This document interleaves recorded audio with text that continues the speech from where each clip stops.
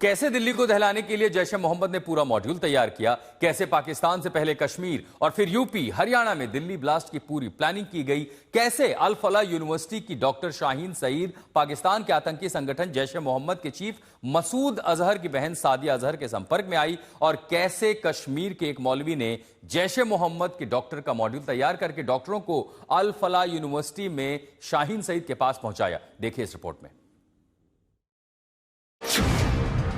दिल्ली में car blast का doctor module decode. Pakistan से जैश ए मोहम्मद ने कैसे तैयार किया दिल्ली प्लान। अल फलाह यूनिवर्सिटी तक जैश ने कैसे फैलाया आतंक का नेटवर्क। यह है दिल्ली कार ब्लास्ट का सीसीटीवी फुटेज।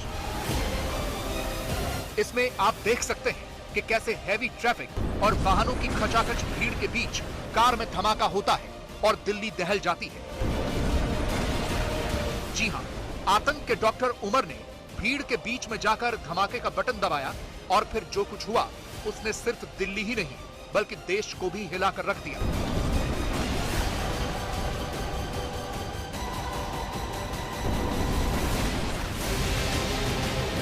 दिल्ली ब्लास्ट के 5 बड़े किरदार हैं।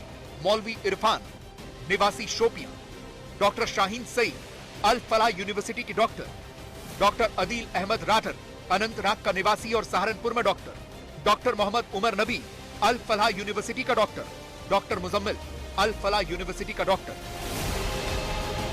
अब हम आपको फ्लैशबैक में लिए चलते हैं, कैसे पाकिस्तान में बैठकर जैश ए मोहम्मद के चीफ मसूद अजहर और उसकी बहन सादिया अजहर ने दिल्ली को दहलाने का पूरा प्लान तैयार किया। जैश के इस पूरे प्लान को डिकोड करने के लिए आपको पहले श्रीनगर की मस्जिद अली लिए चलते हैं।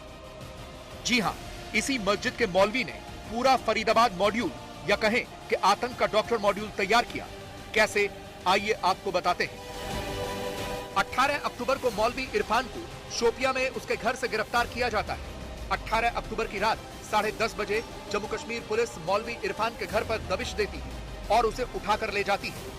आपको बता दें कि मौलवी इरफान हर शनिवार को श्रीनगर से शोपियां अपने घर आ जाता था और सोमवार को वापस श्रीनगर चला जाता था। कई साल से मौलवी इरफान श्रीनगर की हजरत अली मस्जिद में इमाम के तौर पर था। आज तक की टीम शोपियां में मौलवी इरफान के घर पर पहुंचती है और इसके परिवार से बात करती है ताकि मौलवी का पूरा सच पता चल सके। अल्लाह की कसम नहीं, हमें कुछ पता ही नहीं। कब घर आते थे? वो सैटरडे को आता है और मंडे को जाता है सवेरे वापस। तो कब से वो श्रीनगर में रह रहे हैं? तकरीबन हो गए 7-8 साल।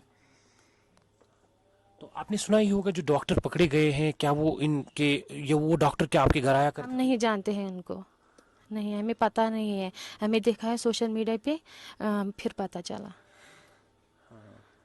तो इरफान को कब पकड़ा गया? 18 अक्टूबर, हाँ 18 अक्टूबर रात के 10:30 बजे इन्होंने लिया अपने साथ। इसके बाद आज तक के रिपोर्टर मीर फरीद श्रीनगर की हजरत अली मस्जिद पहुंचते हैं और मौलवी इरफान के बारे में पूरी छानबीन करते हैं। बताइए कि जो मौलवी इरफान है कितने साल से यहाँ काम करते हैं? कोविड से शट आउट हो गया। कोविड, हाँ। तो समझे 5-6 साल से। हाँ। तो ये बताइए, कभी ऐसा कोई व्यवहार, कोई ऐसा शक कि आपको लगे कि ऐसी किसी चीज में इन्वॉल्व? नहीं, जब तक पोस्टर लगा तब तक भी हमें यकीन नहीं आया ये मौलवी साहब ने काम किया। अच्छा। हमने समझे शायद बच्चों ने फंसाया उसको। ठीक। तो ये पोस्टर कहाँ लगे थे? बोनपुरा में। कितना दूर है? शायद आधा किलोमीटर तक है। यहाँ वो रहते थे पिछले 5 साल से। तो कभी कोई दोस्त, कोई ऐसे लोग मिलने आते थे? नहीं, हमने देखा नहीं। हम दिन भर इधर बैठता है। इसके पास बीवी होती है, बच्चे आते हैं, कभी माँ आता है, देखा नहीं। आपको बता दें कि मौलवी इरफान की गिरफ्तारी जैश ए मोहम्मद के उस पोस्टर के बाद होती है जो 17 अक्टूबर को कश्मीर में चिपकाया गया, जिसमें जैश ए मोहम्मद की तरफ से लिखा गया था कि उम्मीद करते हैं कि आप लोग खैरियत से होंगे। जो कुछ हमने अब तक आप तक पहुंचाया है आप उस पर अमल करोगे। हम कुछ समय से देख रहे हैं कि आप लोग अभी भी गुनाहों में लिप्त हो, इसलिए हम बस इतना कहना चाहते हैं कि जो काम आप शरीयत के खिलाफ कर रहे हो उससे अब बाज आ जाओ, वरना शरीयत के मुताबिक हमारा एक्शन होगा। कुछ लोग अपनी दुकानों पर इन भारतीय दरिंदों को पनाह देते हैं जिससे हमारे कामों में रुकावट आती है, इसलिए हम उन लोगों से भी खुलकर ये कहना चाहते हैं कि बाज आ जाओ, वरना उनके लिए भी सख्त एक्शन होगा। खास तौर पर श्रीनगर के नौम बानपोरा इलाके में ऐसे लोग ज्यादा हैं जो इन भारतीय दरिंदों को अपनी दुकानों पर बैठाते हैं। उम्मीद करता हूं कि आप लोग समझ जाओ। जैश ए मोहम्मद की साजिश पर शक उस वक्त जाता है जब कश्मीर के नौगाम इलाके में 19 अक्टूबर को जैश के पोस्टर दिखाई देते हैं। जांच होती है तो पता चलता है कि ये पोस्टर अनंतनाग के रहने वाले डॉक्टर अदील अहमद राठर ने चिपकाए हैं। सीसीटीवी में डॉक्टर अदील की पहचान होती है और पता चलता है कि अदील सहारनपुर के एक अस्पताल में प्रैक्टिस करता है। जम्मू कश्मीर पुलिस और यूपी पुलिस का ज्वाइंट ऑपरेशन। 5 नवंबर को सहारनपुर से डॉक्टर अदील अहमद राठर गिरफ्तार। जैसे ही सहारनपुर से डॉक्टर अदील अहमद राठर गिरफ्तार होता है तो खुलासा होता है कि 4 अक्टूबर को डॉक्टर अदील की सहारनपुर में डॉक्टर रुकैया से शादी हुई थी। शादी में कुछ खास मेहमान शामिल थे। इसी में दिल्ली धमाके और जैश के प्लान को अंजाम देने का पूरा खाका तैयार किया गया।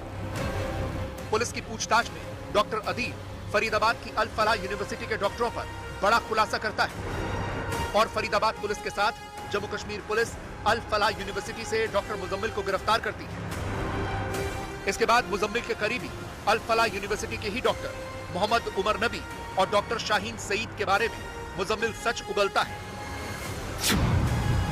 जम्मू कश्मीर पुलिस और हरियाणा पुलिस का ज्वाइंट ऑपरेशन। 8 नवंबर अल फलाह यूनिवर्सिटी का डॉक्टर मुजम्मिल गिरफ्तार। जब 8 नवंबर को मुजम्मिल गिरफ्तार हुआ तब तक डॉक्टर उमर अल फलाह यूनिवर्सिटी से निकल चुका था। पुलिस ने मुजम्मिल की निशानदेही पर 2900 किलो विस्फोटक सामग्री तो पकड़ ली, लेकिन उमर हाथ नहीं आया और उमर ने फिदाइन बनकर लाल किले के पास कार के साथ खुद को उड़ा लिया। उधर कश्मीर में पुलिस ने मौलवी इरफान से पूछताछ की तो खुलासा होता है कि मौलवी इरफान ने डॉक्टरों को ब्रेन वॉश करके अल फलाह यूनिवर्सिटी में डॉक्टर शाहीन सईद के पास भेजा था, क्योंकि डॉक्टर शाहीन सईद जैश के सरगना मसूद अजहर की बहन सादिया अजहर के सीधे संपर्क में थी और महिला आतंकी विंग जमातुल मोमिनात से जुड़ी थी। ये विंग सादिया ने अपने पति यूसुफ अहमद की मौत के बाद बनाई थी। डॉक्टर शाहीन सईद के बारे में उसके परिवार से आज तक ने बात की तो उसके बड़े भाई सवालों पर भावुक हो जाते हैं। शाहीन को लेकर आपकी बहन क्योंकि है, आप लोग साथ में पले बड़े हैं और इस तरह की खबरें जब इन गतिविधियों में नहीं रहेंगी हमारी बहन बिल्कुल भी, ना भाई हमारा। जैश ए मोहम्मद से नाम जोड़ा गया है। अरे जोड़ने को तो ये जोड़ा गया है, अब मेरे को विश्वास नहीं हो रहा इसका। आपकी आंखों में मैं आंसू भी देख रहा हूँ। वही आएंगे ना भाई, अब ऐसी बात होगी तो आंखों में आंसू के आदमी रोने भी लगता है। आज तक ने डॉक्टर शाहीन सईद के पूर्व पति जफर हयात से भी बात की तो पता चला कि शाहीन अक्सर विदेश में सेटल होने की बात कहती थी और इसी वजह से उनकी शादी टूट गई। वो कई बार जैसे ऑस्ट्रेलिया या यूरोप की मेरे से एक बार बात की थी उन्होंने कि यार ऐसा है कि चला जाए उधर, दोनों लोगों को सर्विस इजीली मिल जाएगी। कश्मीर के मौलवी इरफान ने पूरा खुलासा किया है कि कैसे उसने जैश ए मोहम्मद के कहने पर दिल्ली को दहलाने के लिए फरीदाबाद में डॉक्टर मॉड्यूल तैयार किया और इसको अंजाम देने के लिए अल फलाह यूनिवर्सिटी में लखनऊ के डॉक्टर शाहीन, पुलवामा के डॉक्टर मुजम्मिल और डॉक्टर उमर को भी बुलाया, क्योंकि मुजम्मिल और उमर दोनों ने साथ में MBBS किया है, इसलिए दोनों ने मिलकर दिल्ली ब्लास्ट को अंजाम दिया। दिल्ली से अरविंद ओझा के साथ मीर फरीद, श्रीनगर, आज तक।